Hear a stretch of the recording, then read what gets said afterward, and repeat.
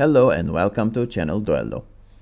I have another Gwent content for you guys, and in this one I'll be talking about the Precision Strike deck, which is really popular nowadays in the ladder. This deck is considered as one of the best decks in the game according to some websites, and if you want to play Precision Strike, I mean not Precision Strike, Squaretel, it is one of the best two choices. Well, the other one is Nature's Gift deck, obviously, and this one is pretty good too. And this deck can be quite powerful sometimes, and can be really bad sometimes. Why is that? Because it really depends on the coin you get. If you're playing first, and if you have the blue coin, this is really not a good deck to play blue coin. And if you are playing on red coin, I mean, there's a strong chance that you can win uneven and then proceed to win the game. It is that polarized. So that's why I am not in love with this deck, because it can really frustrate you because of the draws, because of having blue and red coin. So I gotta make this warning first before you attempt to play this deck. I'll be talking about the deck shortly. This deck will feature mostly on the gameplay. I'm gonna show you 4 games that I played on the ladder several days ago, and this will be like a post-commentary type of analysis. I'll be talking about my each play every turn, and we'll be also talking about the opponent's plays and whether that play was right or wrong and that kind of stuff. I hope you like it. Anyway, let's talk a little bit about the deck itself. With Precision Strike, this deck has a lot of control options. So the main objective is to win the game by a big and chunky Herald Court. Why? Because you play a lot of specials, and Court will be around, let's say, 15-16 power, and it's usually big enough to win the game. And you gotta have the last say in most of the cases, so the opponent will not be able to respond to Gort, like reset it with Baron, or using Yennefer's Invocation, and that, or with a Heat Wave. So there are a lot of options to answer Gort. So having last say is really crucial if you're playing this deck. Other than Gort, we have boost options, but these boosts are not in-game boosts. We will be boosting our cards in our hand, or the cards that we haven't drawn yet. How do we do that? Well, there are hand boost cards like Circle of Life and Dwarven Agitator that boosts a dwarf in your hand by 2, and the perfect target for hand boost is Sheldon Skaggs. Why? Because you can damage an enemy unit by the amount that Sheldon is boosted. So Sheldon can go up to 14 or 16 or even 18 power, and if you do that, that will be a big amount of tempo play. So you hit your opponent, and then Sheldon is already big enough, and then all of a sudden you win the round. But you need to have Sheldon in your hand. So that's one of the big disadvantages of playing this deck. If you don't have Sheldon in your hand, you're pretty much screwed. But not as screwed as before, because there are alternative win conditions like the All God. Suppose you don't have Sheldon in your hand, but All God can boost the units that are outside your hand. I mean the cards that you haven't drawn yet, and the perfect targets for those are your Broccolon Sentinels. Broccolon Sentinels are never played from your hand. When you use your leader ability and hit the death blow, we summon all copies of this unit. So if you boosted the 2 Broccolon Sentinels with All God, they will come outside your deck with 4 power. So if you're using your leader ability, you're gonna hit your opponent's units with your Precision Strike pings, and after that, if you can manage to hit the death blow, 2 power Broccolon Sentinel will be spawned with a leader ability, and then these 4 powered boosted Sentinels will be spawned. So that's a lot of points in addition to the card you're playing in that round. Again, another huge tempo swing there. Another target is Mahakam Volunteers. If you boost Mahakam Volunteers with Novigradian Justice, you can boost either two of them or one of them. I mean, if you boost both of the Volunteers, Novigradian Justice card could be a potentially, if you look at the card, you get a spawn Cleaver's Muscle with 5 power, and then those two Volunteers. So 6, 6, 12, and 5, it could be a 17-point play. So that's huge. Novigradian Justice is really a crucial card. And for that card to work, you should always mulligan away your Volunteers so that they always come outside your hand. And if you also do that, you thin out your deck. With removing Volunteers and Brocolon Sentinels, you usually you will have about 3 or 4 cards in the last round in your deck, and in most of the times you will draw all your gold cards. So as a result, you have a good chance to win the game. So that's how this deck works. There are different versions of this deck, but most of the cards are pretty much the same in every versions. There are several cards, that depend on user choice.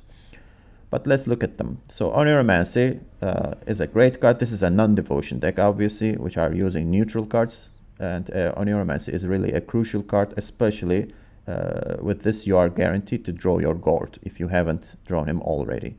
Forest Protector is a great card. You can replay your nature cards from your graveyard. Another great tempo play. Geralt Professional is a controversial choice. You can feel free to use the original Geralt that kills the units more than 9 power. But with Geralt Professional and the leader ability Precision Strike, you can adjust the power of the units. So if it's a multiple of 3, you can destroy any unit. There will be times like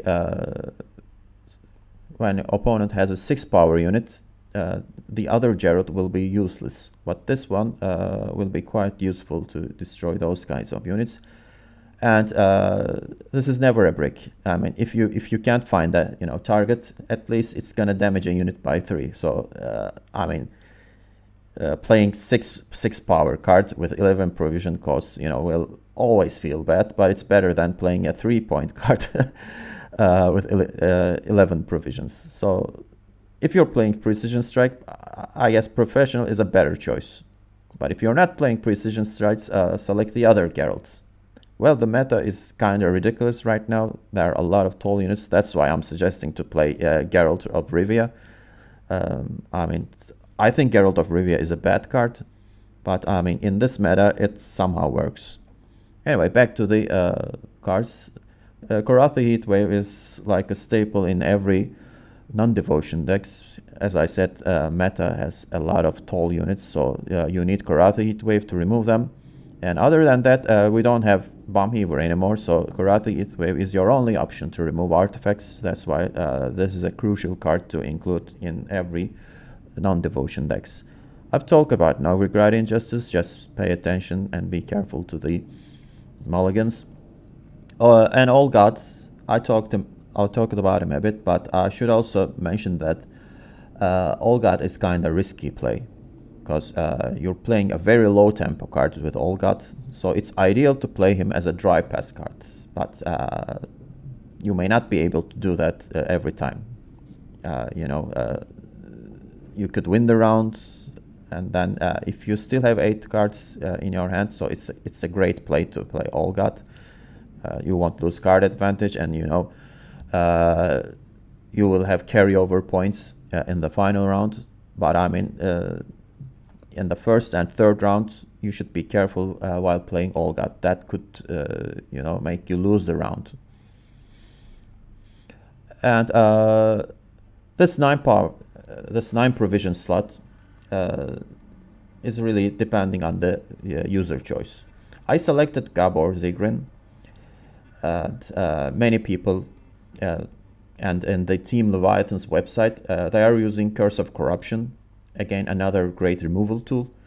But if you use Curse of Corruption, you're gonna have a lot of reactive cards, and this deck has only a few proactive plays. That's why I decided to use Gabor.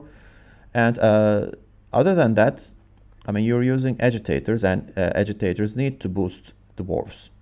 And you don't want volunteers in your hand, so that dwarf will be either Sheldon or Gord himself. And Gord may not be a good option sometimes, and you know, if you don't have last say, he could be removed. So that's why Gabor is an alternative choice as a dwarf. I mean, this guy could be your Circle of Life and Agitator's target. And if you play him on range row, he gains immunity. Immunity is great in this meta, but pay attention to the Curse of Corruption. Other than Curse of Corruption, nothing can remove him. And if you boost him up to, you know, 7, 9, or even 11, this guy could be a really important play. You can always play the, say, Seven Faces, the Dragon card. That comes out with 9 power. But that's a dragon, not a dwarf. That's why I decided to use him. And in some cases, you can play him on melee row and to gain resilience, and that will be automatically 5 points for the next round for you. So resilience is also useful, but the main purpose is to gain immunity. So I like this card's flexibility. And other control options, we have Becker's Rock Slide, another toll removal card. So we have Rock Slide, Heat Wave, Professional. Those 3 cards are for your toll removals. Well, Skaggs, again, drawing him in the first round is important. Herald Gord is your finisher. We have 2 Nature's Rebukes, which are really crucial, and that goes really great with Force Protector. Great interaction with that. Circle of Lives will be your hand boost cards, but again, these are low tempo cards, so be careful while playing them. And I talked about volunteers. I have a single Peller. I don't think every Precision Strike deck has this guy. Peller could be really useful to purify defenders. I mean, there are not many Nilfgaard players in the meta, in the ladder, so sometimes you can, you know, use him to purify poison or luck. But I mean, there won't be many targets anyway, so Peller is mainly for purifying defenders, like so that you don't waste your heat wave on defenders. Like the Keltalus deck, you know, you can purify the that Cave Troll, or purify Donimir in Northern Realms decks. That's the purpose of this guy. And we have 2 Temperings. There are a lot of dwarves in this deck, so Tempering could come handy, especially the interaction with Pyrotechnician is really great. You play Tempering on Pyrotechnician. Pyrotechnician will blow himself up, but he will have 4 armor, so the armor will absorb all the damage. And by the way, Pyrotechnician is really a great, not great, but really a good proactive play. We have Pact as a single unit boost card, but you don't want your units to be too tall, so again, be careful with that. There are a lot of tall removals in the ladder. And we have 2 Dwarven Agitator to boost your dwarves, and 2 Proclone Sentinels, obviously. So this is my deck. You're gonna watch 4 games that I played previously, and I hope you like my post-game commentary, and enjoy the rest of the video, and thank you for watching. Okay, my first opponent is Monster's Overwhelming Hunger, and I am playing Blue Coin against Overwhelming Hunger, which is a nightmare scenario because of the fact that my opponent can win uneven using Maruna, Manticore, and other consume stuff. Okay, so looking at my hand, this doesn't look very good. I mean, I have some gold cards here, obviously, but I don't have cards that are suitable with hand boost. I only have Gord. Well, if I have the last say, Gord will be really useful with hand boost, but I'm not sure if I'll be able to do that against monsters. So this hand still sucks, so I'm trying to find more gold cards. Now this one is better. I mean, Gabor is really a good card against monsters. If I'm careful with Manticore, I should be able to use him efficiently. So I decided to use him as my hand boost target. So what I did was just start the game with the Agitator and boost Gabor by 2. And then my opponent plays Larvas, and because Agitator is really not a good Miruna or Manticore target, so I'm mostly free of a threat in the first round at least. Okay, so what to do next? Well, the Larvas are really good circle of life targets, so I'm just using that. And I'll keep boosting Gabor. Now he's 9. I didn't flip the lamp. I should have, actually. Because of that, you know, my opponent could play his Wild Hunt Riders.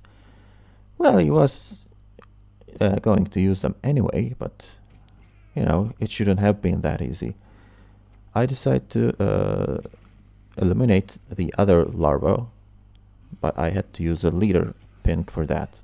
So hopefully I won't regret what I did here. And Gabor is now 11, which is huge. Now we see Foglet coming down, and it's going to be consumed most probably. Well, right now I'm 4 points behind, and this sucks. I go ahead and play All God and use my hand boost on 2 Sentinel Brokons and one of the volunteers. I didn't use it on Sheldon because I don't know when I will draw him.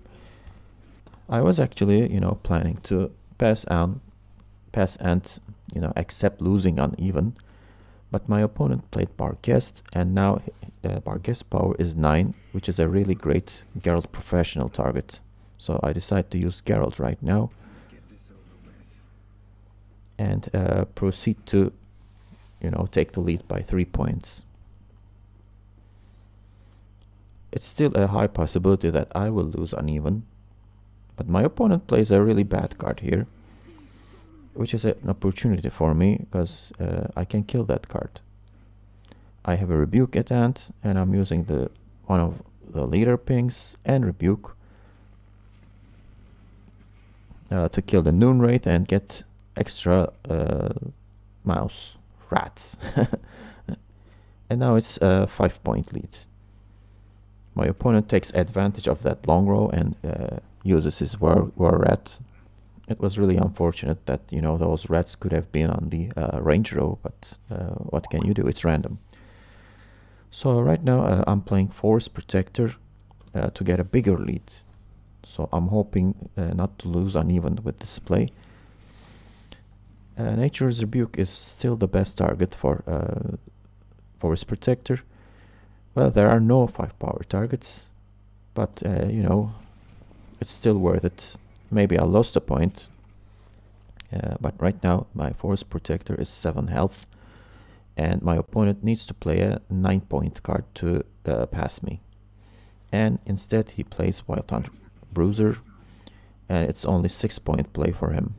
And now it's a safe pass for me, and I'm really lucky because of that. It would have been a nightmare if I had lost uneven here. Well, my opponent, as you see, had a 7-point bronze card in hand, but it still wasn't enough to pass me in the previous turn, so he did the right thing by playing the lower unit. We don't know what else he had in his hands. They were probably, you know, good, 2 valuable cards to play in the first round. My opponent will probably push me and try to bleed me in the second round and go for a short third round. But this Goetel list is really good in short rounds, so I should be prepared to you know, respond to the bleed. So Novigradian Justice is really an important card here, and I was able to draw Oneiromancy here to pull out the Justice. My opponent starts with Endraga Larva once again. I can, safely play the agitator, and now I have a better hand boost target in hand, which is Sheldon Skaggs. So Sheldon will be useful after all. Maybe I should have used the All Gods boost on Sheldon. Anyhow, so I'm 1 point ahead, which is nice, but it's really temporary because, those larvas will get bigger. It looks like my opponent is playing a Frost version of this deck and plays Artgate, and the Winter Queen comes out. Now it's 10 against 1, and there are Frost on 2 lanes. Now I need to play Overgradian Justice with our Neuromancy, and one of the dwarves are boosted. Actually, if he wasn't boosted, that dwarf with the shield would have absorbed the damage, but it's still the same. I put all the dwarves on the melee row where red threat is gone. Or was it Wercat? Yeah, Wercat, not Werrat. Well, my opponent responds to my Novigrad Injustice with another big card, which is Deathlaf, and uses 2 leader charge to consume him. Now he doubled my score, 32 to 16. Get frost damage. At least I saved 1 damage from the range row. Now I need to play Sheldon. I hit the queen and then use the remaining leader charges because the situation looks really dire. So with doing that, I pass my opponent, and if my opponent passes, my score will go down to 29, and I will win the round with recovering my lost card, and I will have the last say. Okay, so what will my opponent do right now? Goes ahead and plays Maruna. As you see, for Maruna, I have 5 targets and 4 of them are 4 power, so it's a safe Maruna. Naturally gets one of the 4 power units, and I get 2 frost damage, and right now my opponent is ahead of me by 6 points.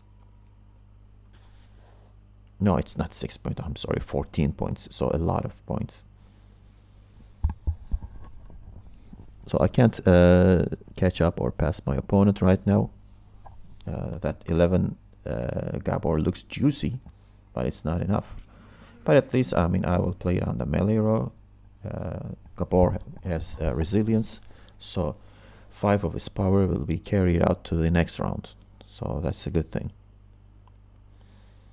But as you see, my last 2 cards are too valuable, so I need to sacrifice one of them. Well, Herald is too valuable. It is my ending card, finish card, so I need to use Heatwave, and the most powerful unit on the board is only 7, unfortunately.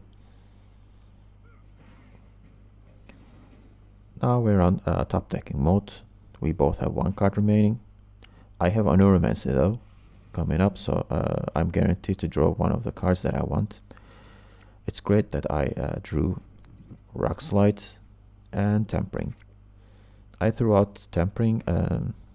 I need a proactive play here, and if I play Pacton, Gabor, I could face a Manticore, even though my opponent does not have any leader charges left. He could have a consume unit, so I decide to take the mulligans and get a proactive unit, which is that demolition dwarf. As you see, my opponent has Manticores. He's somehow fitted into this deck. They usually don't include Manticore, but right now it looks useless, but a consume unit may follow him up. So right now, I could blow up the dwarf, and it will damage only by 4. I think it was the right play to do it, but I guess I changed my mind and played something else with an Neuromancy, which is that is a good play actually, but I should have clicked on the dwarf here. I said, you know, what's the difference? So if he uses Manticore, it's gonna get Gabor anyway. So I was looking for a better target. Well, Gabor is gone, unfortunately. Right now, that 9 power unit is a good target for a rock slide. So I think that decision really didn't matter much. So there is only 1 power left on my opponent's side. Here comes Oberon. Bring me Fistek, then leave me be. And Bruiser. Bruiser's you know, move ability doesn't matter much. I used Dwarf's ability. Well, there were 3 targets and I hit the worst one possible, which sucks because I lost 3 points there. I mean, even if it was better if he hit the Bruiser, you know, even though it has armor, but it hit the worst target, unfortunately. And now my final card is Gord, and I'm 11 points ahead. And even if he has Goliath, it won't be enough. He doesn't have Goliath. Another Conqueror, and it's not enough. So I was successfully able to respond the bleed, and with hand boots I was somehow able to recover. Now we proceed to the second game. This time it's a mirror match, and I have the red coins, fortunately, and that is a huge advantage in this matchup. But I need to draw, you know, well, obviously. As you see, I don't have Sheldon in hand. That would have been great. I have a brick and broken on Sentinel, but I draw Novigradian Justice. That is huge. It will be a great advantage for me. And I throw out the Peller, which is totally useless in this matchup, and I get Geralt Professional, and I have a pretty good hand right now, even though I don't have Sheldon in hand. Well, my opponent plays that Demolition Specialist. I go ahead and play Agitator, even though it's a great target for Circle of Life. But I didn't have any other option here. I don't want to start with Novigradian Justice here. Here comes Tampering onto the Demolition guy and destroys my Agitator, which isn't really important. I go ahead and play Geralt Professional to destroy that 9 power unit. It looks like, you know, Geralt is only destroying a 4 provision bronze card, but well, my opponent used Tampering on him, so it's not a huge loss, but I gave my opponent a Circle of Life target. And right now we're destroying our units turn by turn. Now I think it's safe to play Novigradian Justice here. And now we'll see if my opponent has one in hand to respond to this Justice. Don't forget that my opponent didn't flip out the Jinn here. So it's 13-0, but it's not actually, it's 13-5. Here comes another Agitator. And I have Circle of Life. And boost Gabor. Boosting Gabor is kinda risky if my opponent is playing that curse spell. Well, my opponent passes and I managed to win uneven, which is amazing. I will have the last 2 say,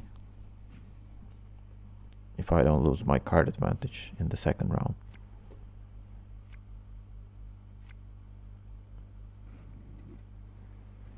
We're starting with 9 cards in hand, so I can play 2 cards without losing card advantage. I managed to draw Sheldon, and I have a couple of hand boost cards, which is really nice. It's actually ideal. I play Agitator, and right now the hand boosts go to Sheldon, obviously. Sheldon is the best target for hand boost up. And here comes the agitator for my opponent. It looks like a total mirror matchup, but I don't have Curse of Corruption, and we'll see if my opponent is playing the Team Leviathan's list. My Sheldon is right now 10 power. We're not sure about my opponent hand at this moment, but this looks like a mistake, because I still have 7 cards. I don't lose card advantage when he plays this. I mean, he goes by 10 points. It's right now 13-3, and if I continue to keep playing here, it's obvious that you know, I'm gonna lose a card. So it's no-brainer that I need to pass here and play the long round against the mirror match. It's always good to do that if you're playing it. Not always, but most of the time it's a good idea to not bleed out your opponent if you're all playing the same decks. It's not a rule, but usually it's like that. Okay, here comes my 3 cards, and all of them are crap.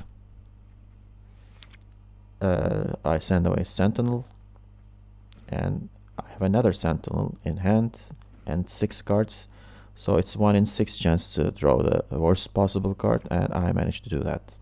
Great. And I have a brick in hand. I couldn't draw Oneiromancy, and rest of the hand looks so-so. And my opponent has everything in his hand. Why? Because he starts with Oneiromancy into All God, and All God will boost the Broccolon Sentinels in the deck, which is a great start, and I can't do that. So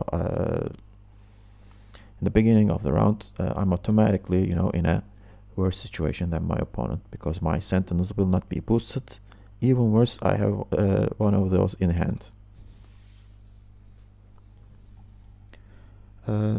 What will be my strategy here? Well, I should try to, you know, play reactively mostly, because my opponent started and I have the last say. I go ahead and play Gabor. Well, if my opponent is playing the Curse of Corruption version, I don't think I can escape Curse of Corruption, so if he has it, he'll use it anyway. So I take the risk here. If he doesn't have, as long as I keep playing, you know, those dwarves, Gabor will be boosted and we won't be target of anything else other than Curse of Corruption. So I'm taking a risk here, but it's not that big of a risk, because you know, Curse of Corruption will still be used on Gabor. And there goes the curse. What to do here? Pyrotechnician could be an option. Broccolon Sentinel could be an option. You know, start with the crappy cards first. But I'm starting with this because I have Tampering in hand.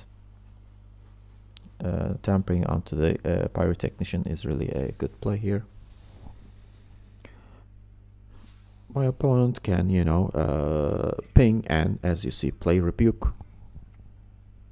It's usually done when you're playing against your mirror, and he does that, and it's a good play. At least I have a target to play with. So sometimes playing All God is not really that great, so I just play the poor Sentinel. And I have a target actually to ping and play the Sentinels in my deck. No, I'm sorry, Sentinel. There is only one Sentinel. My opponent gets greedy and plays Circle of Life to even boost the unit in his hand, which is most probably Sheldon. I try to stay reactive here and play Rebuke. Now I have nothing on board, I mean, which could look bad, you know, to some of the beginner players, but it isn't actually. I'm forcing my opponent to play proactive, and as you see, he plays Tampering onto that fat All God, recently fat. What to do here? I can play Pecker Rockslide, I mean, 8-point card for 7 point. Looks decent. I can play Sheldon. It will hit for 4, but I'm gonna give him a big target. It is kinda early to play that, but I'm thinking about it, as you see. What are my other options? Actually, I'm looking at my hand and I see Tampering here. Tampering will not be used, most probably, because, you know, my opponent will eliminate all the threats, so it's probably a dead card. I'm just discarding it and forcing my opponent to keep playing proactive, and I assume he will struggle with that.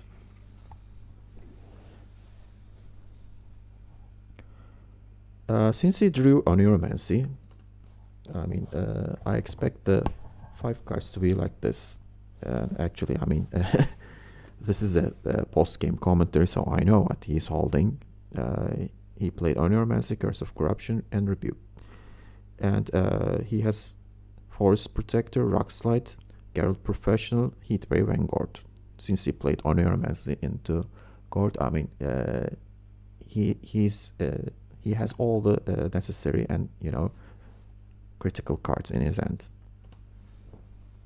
And I have nothing on board, so he won't be able to interact. And as you see, he discards another card. I'm checking what it is, and it's a Rock Slide. And it really is the worst card of the 5. So it is a good play, but I mean, not playing anything really did wonders for me here. I can play Sheldon here, or Rock Slide. I have 2 options. If I play Rock Slide, there won't be a target for me to hit with my leader. So I'm intentionally not killing Gord there. I mean, not Gord, Olgad. And I give him a big juicy target. Place one of the pings, and then Geralt Professional for the kill. And another target for me. I play Forest Protector into Circle of Life. This time I'm getting greedy. And boost Gord by 2.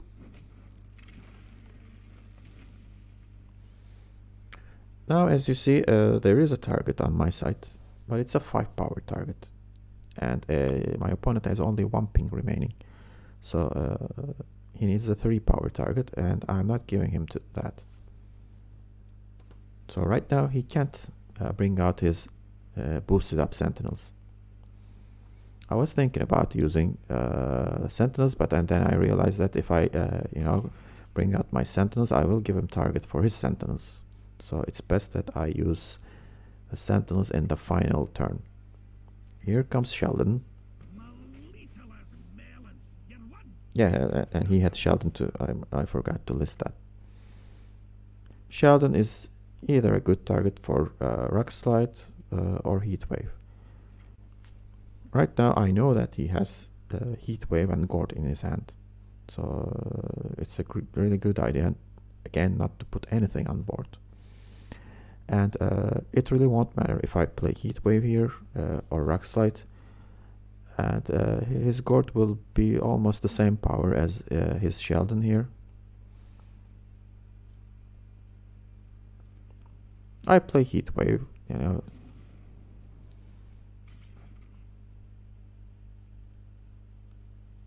Maybe he doesn't have Gord, but it's guaranteed because, you know, he played Oneiromancy into something else. And Gord is 13 power. I play Rock Slide, and this is a great play, and it was really a good strategy on my side, actually.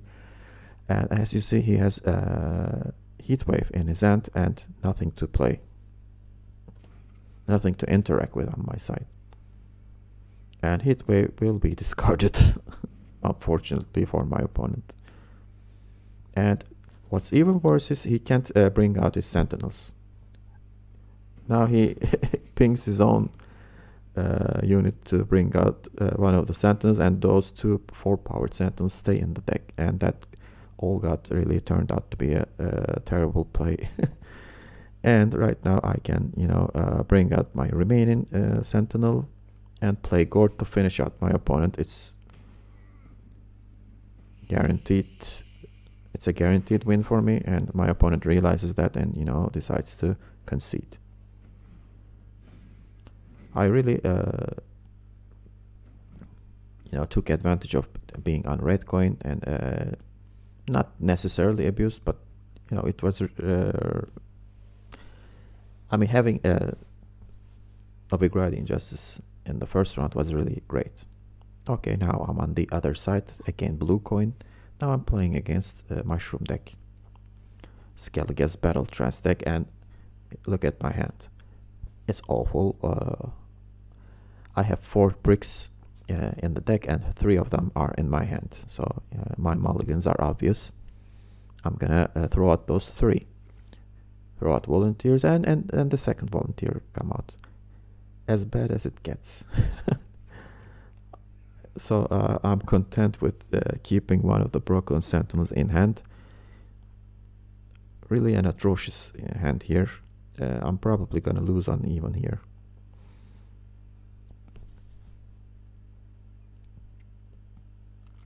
And if my opponent drew his discard cards, it's gonna be really an uphill battle.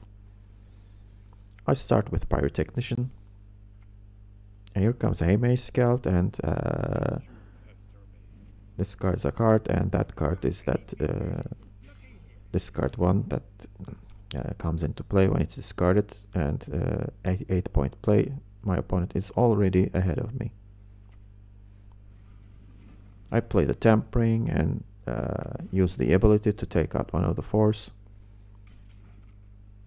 A decent play by me. Now let's see if my opponent will keep playing those discard cards, those thinning cards. As you see, the rest of my hand, I have some hand boosts here, and those boosts will go to Gabor.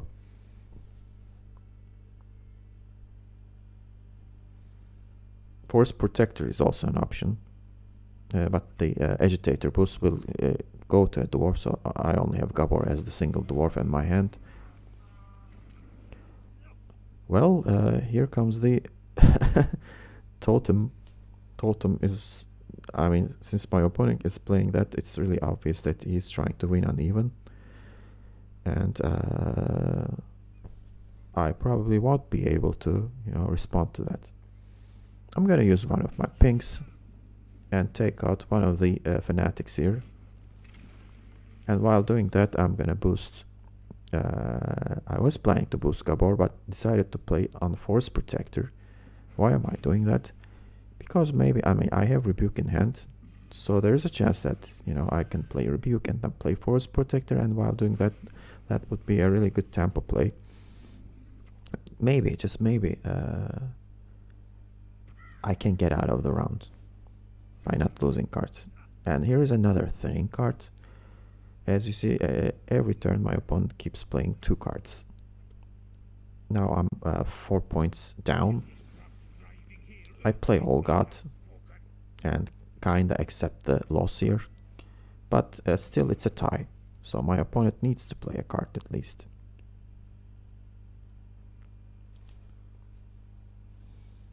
So all my moves are for the next rounds, for carryover. I still have some carryover cards. I can play Agitator, but I need to be careful to not too fall behind.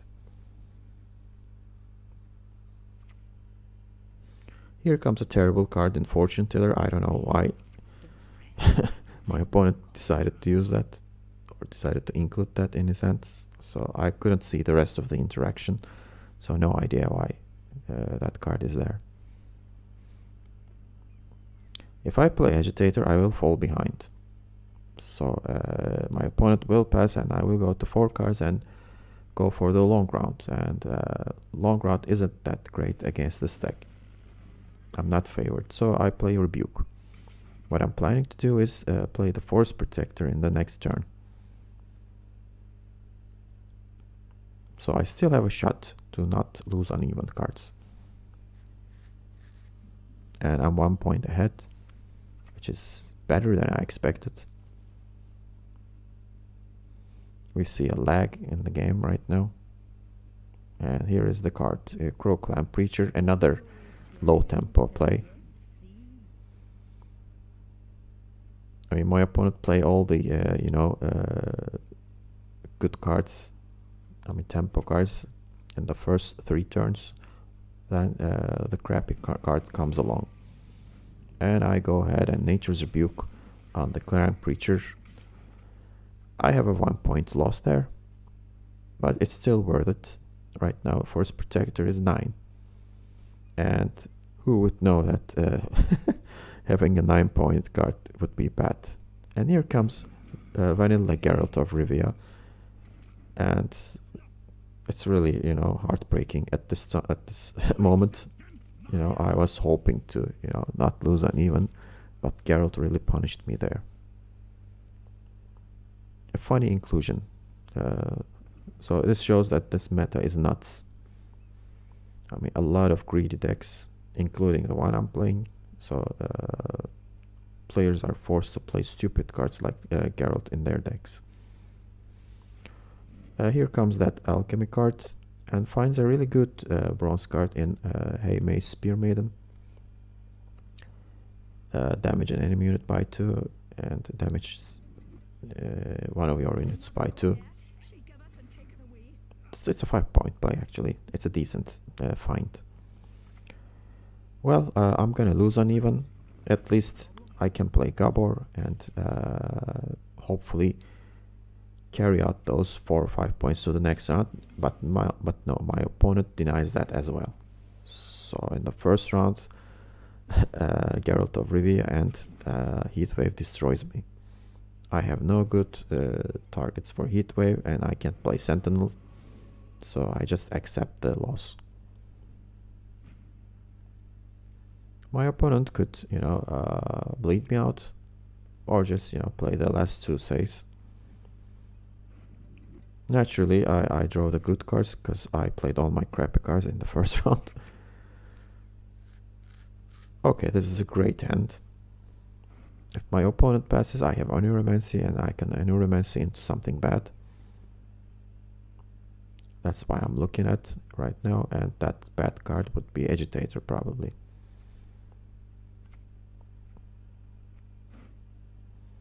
But no, my opponent decides to push me. And here comes Crow Mother, and I think it's a good decision because, you know, Crow Mother is an 8-point card, plus it's a carryover. I respond with Novigradian Justice, a 17-point Justice, which pretty much guarantees that I will have my card back, but my opponent will have the last say, so there is no escape from that.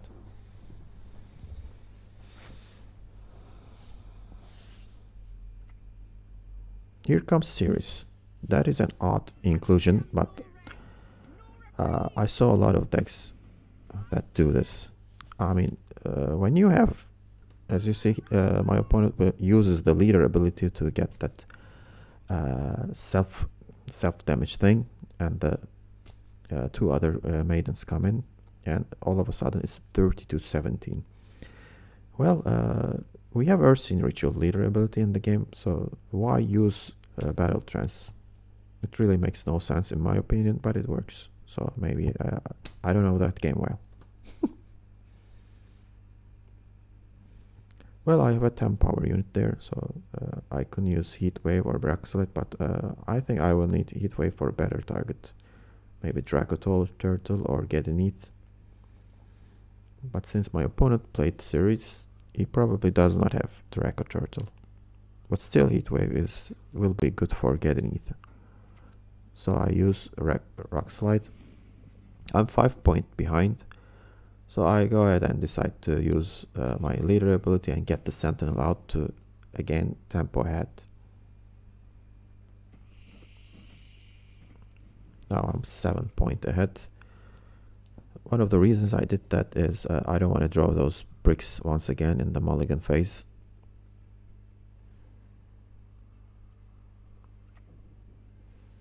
My opponent just, you know, throws that decoction just for the fun of it, trying to bleed me, and I just play the 6-point Sheldon, no boosts, so it's useless for me. It will be useless for me in the final round, so no loss there. So we're gonna play a kinda short round, but not too short. So we have 2 cards in hand. So 5 versus 5. Well, Peller could be useful if my opponent is playing the defender. But I'm gonna need a proactive card. And my only proactive card remaining is Agitator. So I throw out the Peller. Why am I doing that? Because if necessary, I can pull him out with Oniromancy. So what is left in the deck? Only 4 cards. Geralt Professional will be useless actually, because I don't have leader pings. So I decide to keep the hand. So Rebuke is not bad. Start out with Agitator. If my opponent somehow kills it, I'm gonna get screwed here. But I mean, my opponent used all the damage cards, so there shouldn't be any. My opponent manages to find a discard card, and that 4-point play turns into a 9-point play, which is great for my opponent. So I use Nature's Rebuke on Morkvark.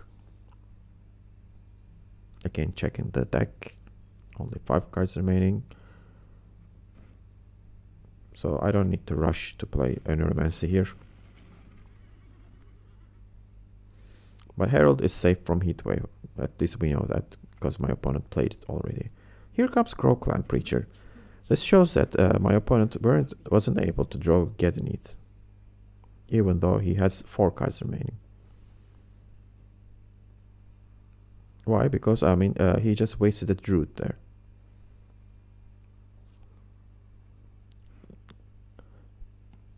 I'm gonna play Oniromancy into one of the spells here. It could be a risk if my opponent plays Defender, but I'm thinking, like, I mean, if he had Defender, he would have played earlier.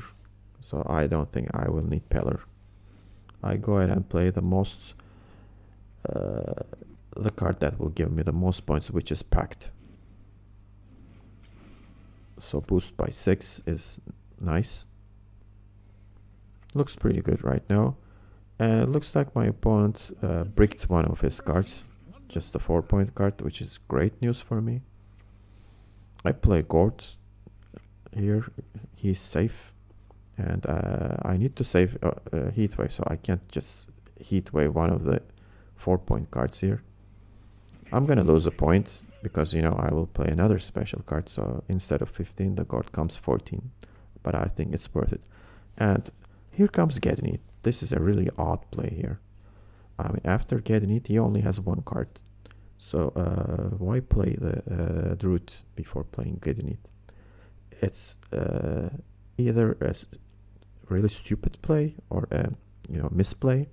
Let's not say stupid, or too intelligent play. Like, you know, Gedenith will be Heatwave anyway. So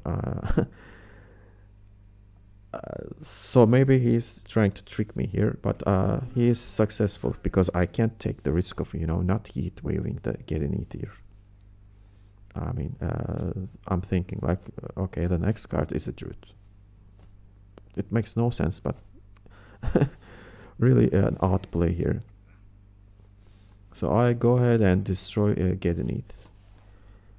And it turns out the final card is not a Druid.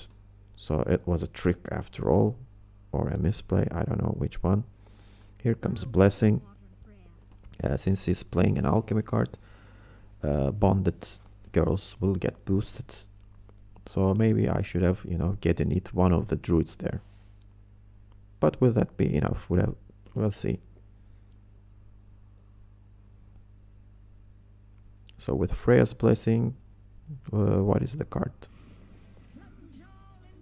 Well, just one of the bad bronzes, but the thing is, Crow Mother comes back. And right now, if I had destroyed Croclam Preacher, my opponent would have been 21, and it's not going to be even 21. He was going to be 20, so I would have won the game. So as I said earlier, I mean, I was tricked here.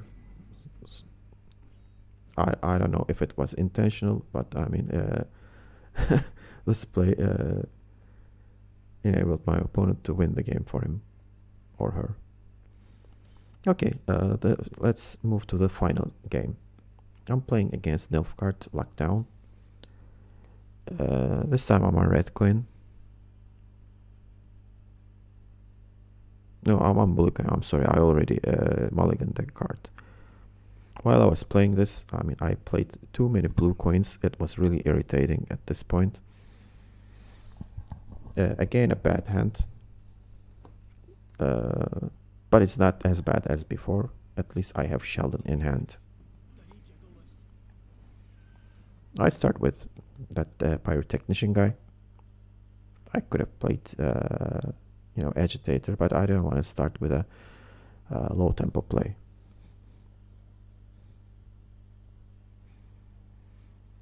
As you see, I have Novigrad Injustice, so I don't think I will lose on even with this hand. But I will probably lose round control. And right now, one of the worst bronze cards in the game actually works out. Artfane Light Cavalry. Deploy, deal 2 damage to an enemy. And it looks like a 5-point card. But if the target has armor, damage it by 2 again. Who would play this? And this time it works out great for my opponent. I mean, sometimes unbelievable things happen in this game. I was like, what the... Well, at least I have a target for Circle of Life, so I just take it and boost Sheldon by 2.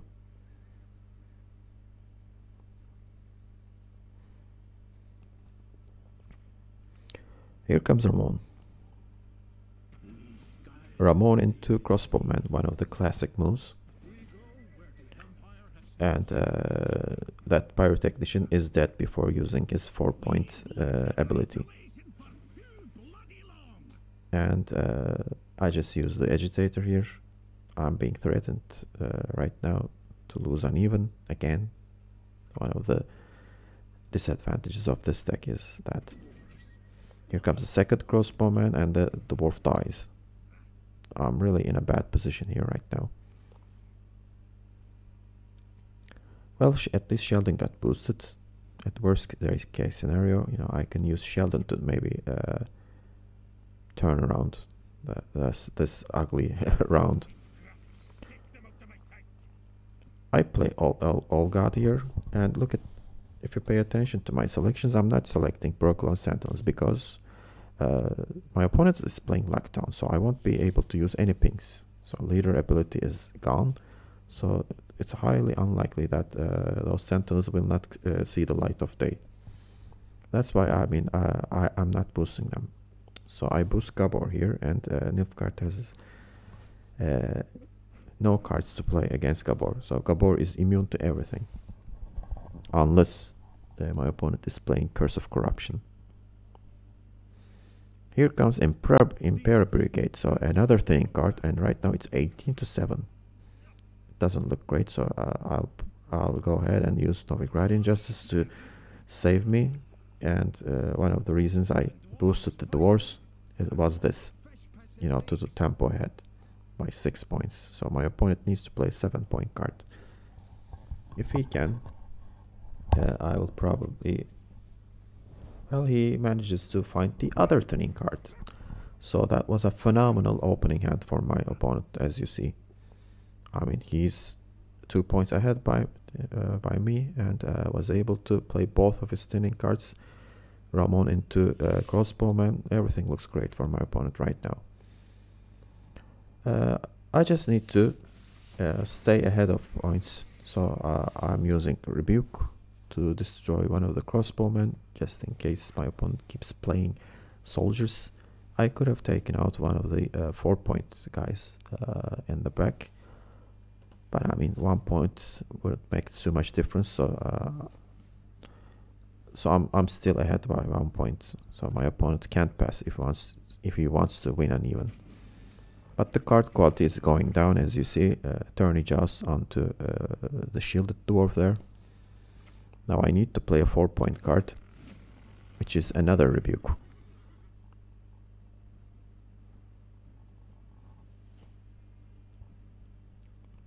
Well, I have Sheldon, as you see, in hand, so I have a chance to, maybe win the round.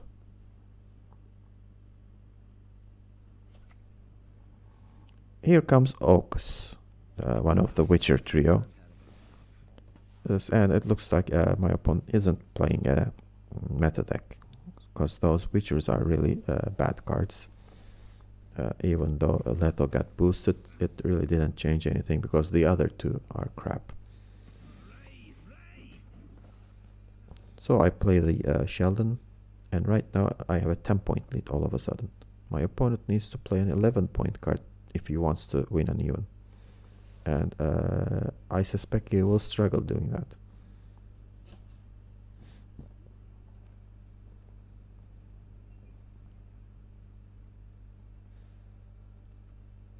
I have Geralt Professional here. I don't have leader ability, so I can't ping anybody.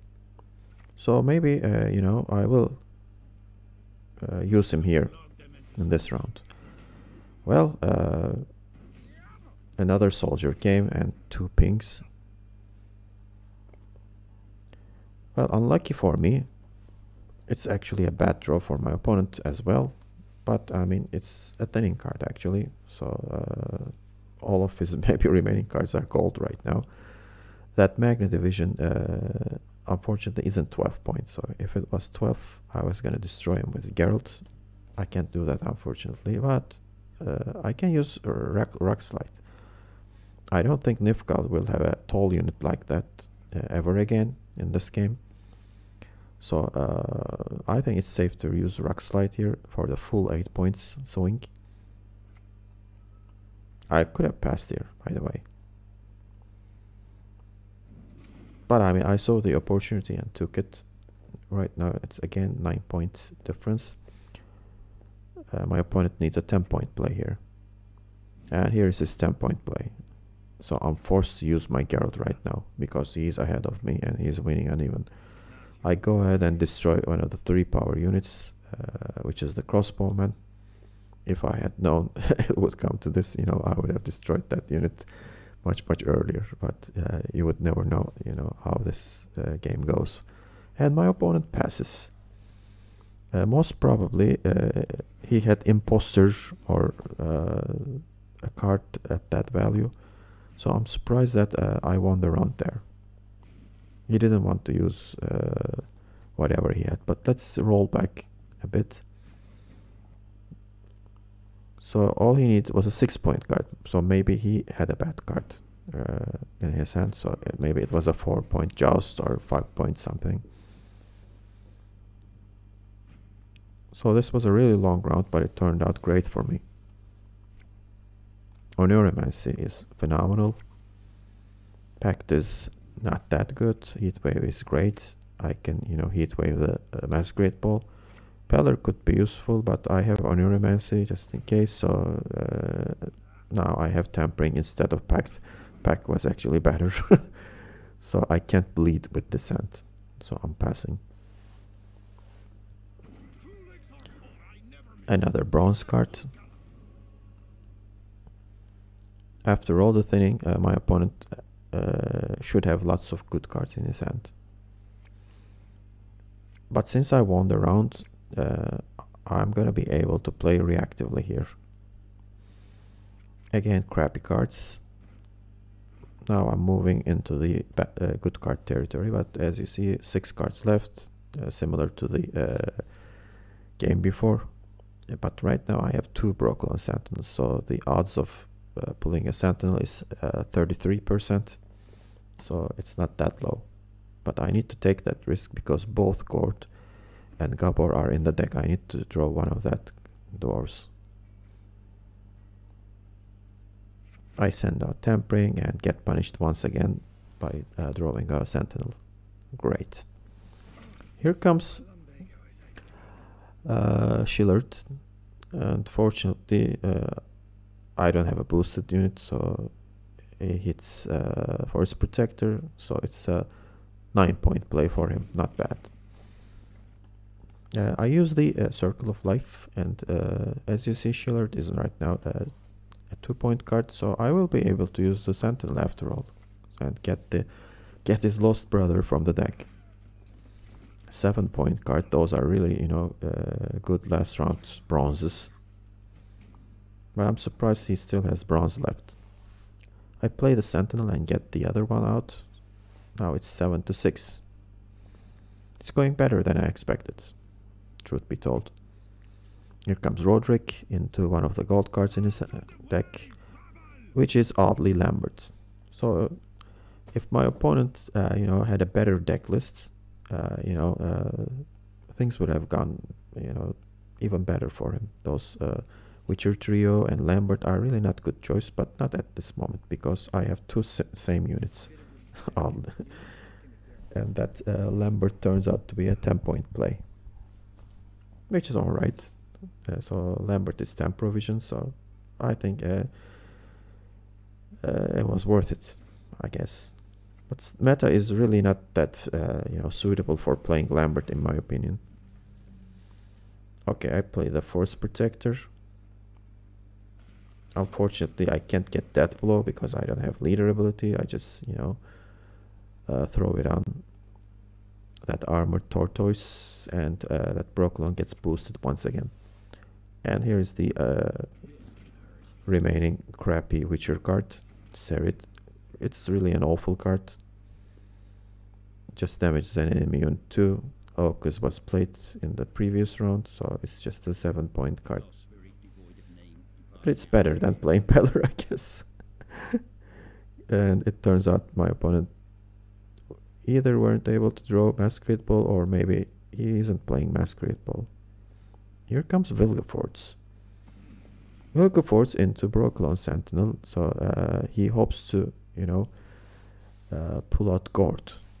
And I'm lucky, because I had only 2 units, so it was a 50% chance. And here comes Gabor with all his glory, a 7-point card. So my opponent did me a favor here, so thank you.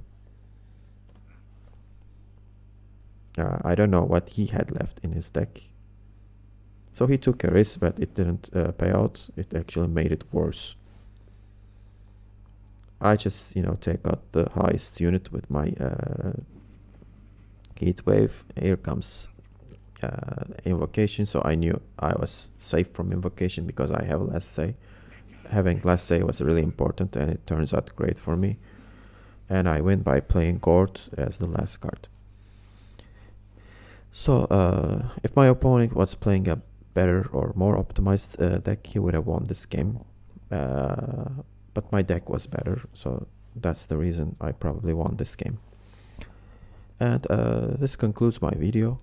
I hope you like the games that I presented here, and hope you like my post-game commentary. And if you like this video, please don't forget to, you know, hit the like button. If you're interested in my channel, I will keep posting English language videos, so you won't regret subscribing to my channel. I definitely recommend it. And thank you for watching, I guess, and hope to see you in another channel duello video. Bye bye.